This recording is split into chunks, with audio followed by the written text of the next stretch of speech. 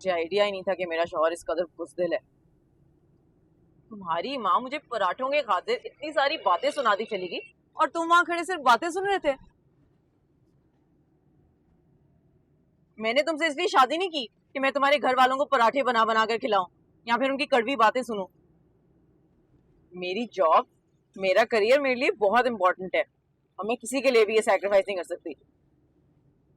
शादी के बाद किसी ना किसी चीज पे तो कॉम्प्रोमाइज करना ही पड़ता है ना। अब तुम जायरा भाभी को देख लो, चीजें बदल जाती हैं।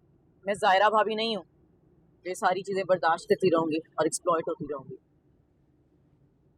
अगर तुम्हें मेरे से यही कुछ करवाना था तो तुमने मेरे से शादी क्यों की? यू नो व्हाट, अभी भी टाइम है, सोच लो, अभी भी हम फैसला कर सकते हैं। क्या हो गया शांति, तुम इतनी छोटी सी बात पे इतना खफा हो रही हो? वैसे भी तो हम घर छोड़ के जा ही रहे हैं ना। कब कब छोड़ेंगे?